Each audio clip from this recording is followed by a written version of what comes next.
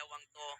Twisted Rising aiming for the victory. Lamang na nga sila dito ng isang puntos. Isa na lang na panalo ay masesecure nila yung sweep. Pero sa Gods of Edith, mukhang ilalaban pa rin nila. Ito ilaban nga para malaman kung saan ang placing nyo sa darating na play-ins. Twisted Rising versus Gods of Edith. Game number 2 ay talagang magbabago sa kanilang tadhana. Magbabago din Uy! kaya ang tadhana Bilis! dito ng Gods of Edith pero walang bago. Sabi dito ni Ale, nahabulin. Unyokes, Grabe Uy! naman yun. And Daizo to the rescue para maprotektahan itong si Allen at mukhang wala hanggang dito na lang yata si Unyokes at tinamaan pa ng Blade Surge.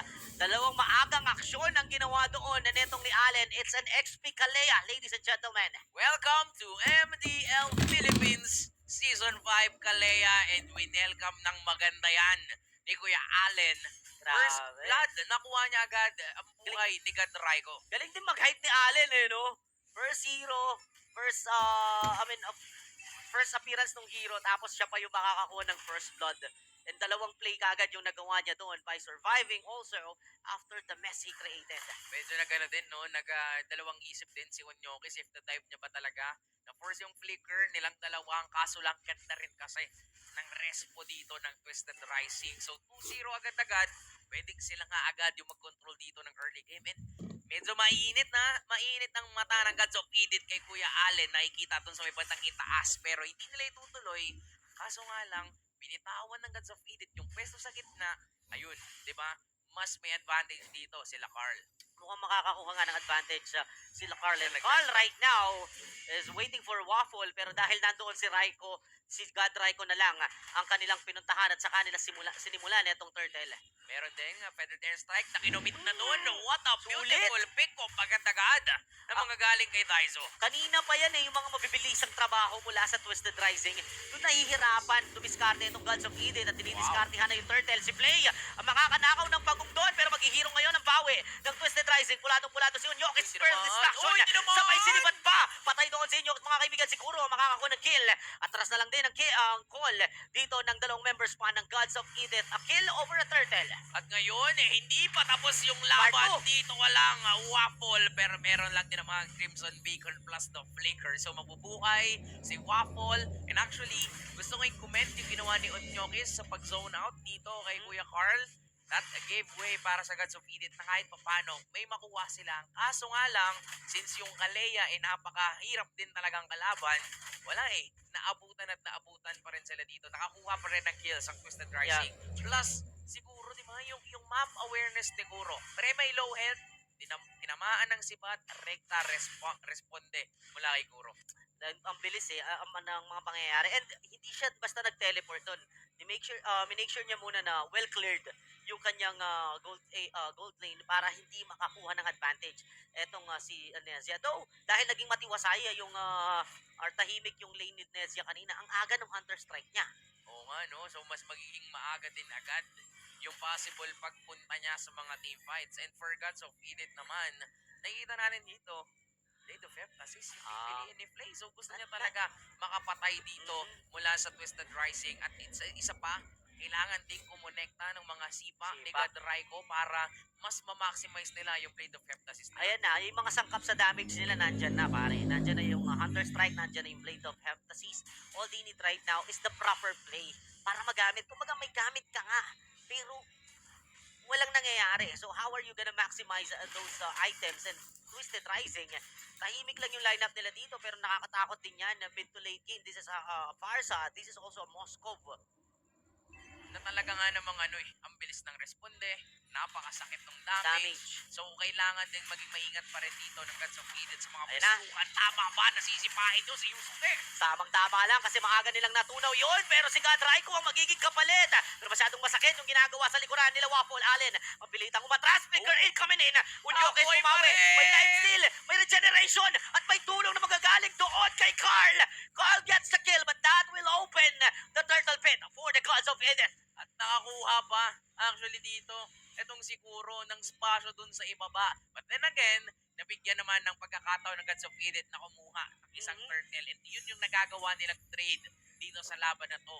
na ibibigay nila yung buhay ng kanilang mga tropa, definitely okay na yun kaysa naman wala silang nakukuhang pabalik. So okay pa rin Yeah. kahit pa paano for Gods of Eden, but definitely, especially for Kuro, mas nabibigyan siya ng spasyo, mas nakikita natin yung farming niya dito ay talagang lamang dapat siya, pero okay lang din pala para kay Nesha. May nabalibag! Grabe naman yung Tsunami Slam na yun. Si God Raiko this time, ang kanilang mapapaslang.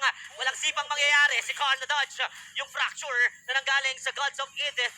And it was just a 1-to-none coming from the Twisted Rising. Nakakuha na naman sila ng pick-off dito. Kumbaga kung kanina may Johead na lagi nagbabato, ganun din naman yung mismong yung mechanics ng isang Kalea.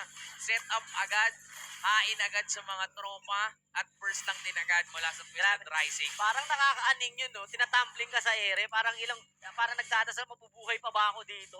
Ang hindi yung knockback, kumbaga yung layo ng distansyang mararating mo pabalik, ang iniintindi mo, yung tagal mo sa ere.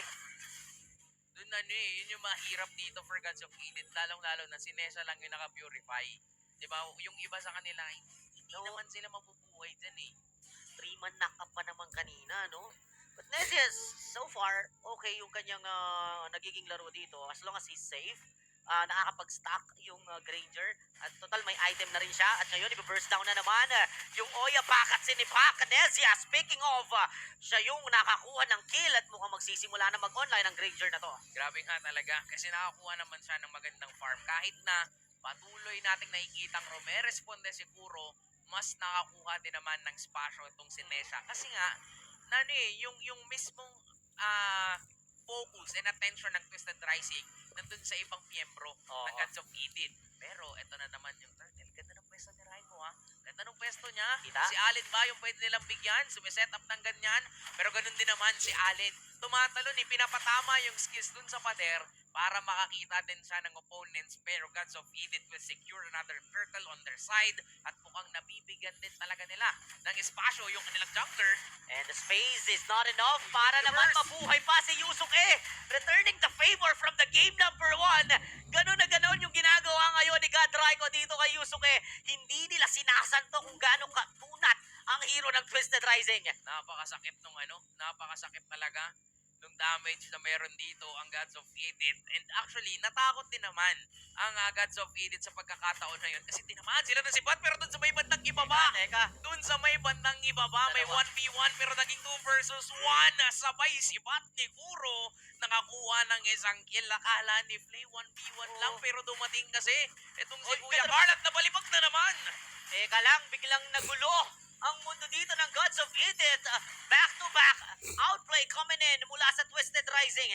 They're getting all the objective pero nahihirapan sa mga play dito. Ang kupunan ng Gods of Eden, tila baga nawawalan ng kumbaga nawala yung advantage na binigay sa kanila ni God Raiko at ni Unyoke sa mga objective na yan kasi napapatay din sila. Alam mo kung paano nila ginawa yon? Hindi sila sumabay sa current. Ang Twisted Rising, hindi sila sumabay sa agos na gustong gawin ng Gods of Eden, kundi umanap sila ng play. Umanap sila ng paraan and slowly, nung nakuha na nila yung tempo, tsaka nila ulit inulat yung Gods of Eden. At ngayon, Gods of Eden na naman yung masasabi nating naghahabol dito sa laban na to. Twisted Rising on the other hand, trying to maintain yung lead na meron sila by actually surprising balibag tapos first agad-agad. At siyempre may nandiyan pa yung slow. Crimson Beacon out with a flicker. Pero si God Raiko ang maiiwan mga kaibigan. Si Nessia naman kumain ng mga balahibo. Spare of Destruction. Buti na lang nakailag, nakaramdam. Doon si Waffle. Isa sa wala ang naging palitan natin. Pero dahil lamang sa numero, ang Twisted Rising, sila ba ang makakakuha ng Lord? Pwede na nga nang kunin to, lalong-lalo na wala si God Raiko. Sumisilip si Onyokis sa may banang gilid. May guardia na naman, nandiyan na si Allen, nandiyan na si Yusuke. Hindi kayo makakapasok basta-basta at nung nakita si Play, pwedeng set upan yan anytime. Hindi pa nga retry holder yung nakakuha ng Lord. Ang hero na lang ang kukunin dito ng Gods of Eden and that's gonna be Yusuke being versed by the members of the Gods of Eden. But look at the play coming in again for the Twisted Rising. Better airstrike na ilagan pa. Yung Sipa, pero magiging biktima sa loob ay etong si Allen. Galit na this time ang Gods of Eden at nakadalawa sila mula sa GMR. Napaganda pa na nandun sila sa loob ng Torre. Si Daiso lang naman yung target. Pero nung naka-flicker si Daiso, pumaling yung Sipa. O sige, si Allen na lang. Since nandyan si Allen na lang yung binigyan. But then again, Meron pang lord dito ang Twisted Rising. May sipat pero hindi ko konekta. Nakita ni Carl kung nasan si Play. Napagamit pa ng retry. Iinisip na lang ng dalawang to. Uy, pre, para kang Crips ah. Gamitan na lang kita ng retry. Pero yung baba, hindi mamamaximize ang Twisted Rising Hindi, Lord. medyo malanganin yung kanilang opensa doon sa may ibaba at sinalubong ng Gods of Eden. Pinakita! Ito naman yung Sipa, that's gonna be Yusuk absorbing the way of the dragon. God Raiko tinanggap din yung slam at si God Raiko ang unang mapapatay. Yusuk Edo will be traded away. Nessia gets the kill. Unyokos masyado na rin napalalim at hindi nakadikit ang mga members ng Gods of Eden. Si Flay nagpa-purple pa habang nangyayari yung bakbakan na yon. May mga kanya-kanyang laban na ginagawa dito. Pre, lumalaban kami. Teka lang, pre, wala akong purple. Wala siyang energy. Kailangan niya muna kumuha ng panggagalingan ng kanyang lakas. Pero ngayon yung Twisted Rising focus lang talaga sa goal dito, sa pagkuha ng Tori dun sa gitna. And definitely, sobrang laking factor talaga ng isang Kalaya dito sa laban na to. Ganda ng setup ni Katraiko. Kaya kasi i-first down ng God of Eden si Yusuke. Ilang beses natin nakita yon. But then again, because of that knock-up, isang knock-up lang yung kinailangan na pigilan yung Sipa, na baliktad pa yung laban dito, lumamang pa ang Twisted Rising. And now, they're wanting again to get another control dito sa laban. Di ba? May Ayun yung nangyari sense kanina. ng replay brought to us by Maya. Maganda yung Sipa, yun nga sinasabi mo kanina, on point. And Kalea could change everything with those knock-ups and even crowd controls. Napaka-delay ng nagiging approach ng Gods of Eden. Ayan na naman, speaking of Kalea, binitbit sa ere doon. Etong si Waffle ni Ultimo Crimson Beacon ay hindi na niya nagamit doon. Apat ngayon laban sa 5 at mukhang kakatok naman sa gitna this time ang Twisted Rising. Ginagawa talaga nila Joed yung yung isang Kalea. Kalea. Di ba? Gantong-ganto din yung pinapakita nila kanina. At ito yung matindi, no? Kung paano nagiging innovative yung mga Naku po. players. Wait lang, nanlambot si Unyoki sa pagkakataon na yun. 30 seconds. Wala siya. At 20 seconds na lang ay mag-spawn na yung turtle. Pero look at Puro. 2-0-3. Look at Nesha. 2-0-3. Yung dalawang bot laners dito, parehas ng KDA. Pero mas nagiging malaya kasi si Puro. Lalong-lalo na nakakatakot lumaban sa Twisted Rising kasi ikaw talaga yung bibigyan. Yeah, and then Zia decided to go with the Purify instead of the Flicker dahil nga sa threat nung Kalea. Kaya pagdating sa mobilities lamang talaga dito, siguro knock-up sa dalawa. Sabay pa ng paula ng mga balahibo doon. Si Waffle na naman ang kanyang kinuha doon sa kanyang slam. Sinedya atas ng konti. God Raiko, binabantayan nila dito yung Granger nila. Kaya lang hindi na nakapasok pa sa loob ng ilog ang Gods of Edith. Napakatindi ng peak of potential na meron talaga si Kuya Allen. Ibang klase. Ikaw ba naman na-cheer ka mula sa ating sabi ng madla. Talaga nga namang gaganahan kang ipakita yung mismong lakas mo. 1-1-11. Puro 1 no? O parang 11-11, make a wish para sa Twisted Rising. Ganun na lang yung makikita natin dito. And I really love yung sustainability na meron siya, especially getting that anti-crash para lang din talaga tumagal against Flay. Kaya ilang beses nang tinatry ni Flay si Allen yung patayin, hindi niya kaya. Eh, tignan mo, dun sa itemization ni Allen, lang siya, naka-magic robe lang siya, pre. Yun lang yung tanging magical defense niya. Dahil, puro physical din pala itong Gods of Edith. So, countered na yung damage ng Granger dahil doon sa kanyang antikirasan. Ito na naman! May binuhat na naman silang isa, pero buhay pa rin doon. Itong si Unyokis, Spirit Destruction, hindi tama. Napalalim yata this time si Yusuke, napatay siya doon ng Tore, pero may mortality na nakaintat, kaya muling mabubuhay. At atras muna ang gusto muna dito ng Twisted Rising. What a beautiful defense na pinakita dito ng Gods of Edith. Hindi nila hinayaang makapasok ang Twisted Rising. Yung threat talaga ng isang Galea kayang sumurpresa, pero kung paulit-ulit mong ginagawa, nakakasabay na rin naman ang Gods of Edith. Nakakapag-react na sila kung paano sila lalaban dito. Lalong-lalo na inside the base turret, yung ginawang dive doon ng Twisted Rising. So, kailangan pa rin nila dito maging maingat. Because then again, pointing it out, si Nesha, hindi pa rin siya namamatay dito. Hindi pa rin napipigilan yung farm niya. Lalong-lalo na ngayon, sinasabayan siya doon sa naku ibaba, po! pero nakatak pa rin! Grabe ka naman, Allen! At mukhang doon, dediretso, hindi pa nakauwi! Yung Johnny Gadraico, buti na lang nakauwi yung tatlo. Waffle with the Crimson nag-clear Beacon. pa! Nag-clear ng minion, sa likod manggagaling. Gadraico! Nakap sa apat! Nasipa pa loob, pero buhay pa rin. Si Gadraico pang napatay, napaslang!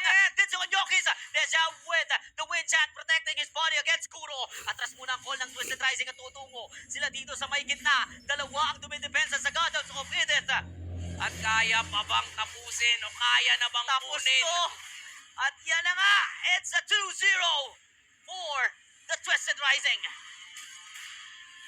Ito nga yata talaga ang tamang timpla. Ito nga yata talaga ang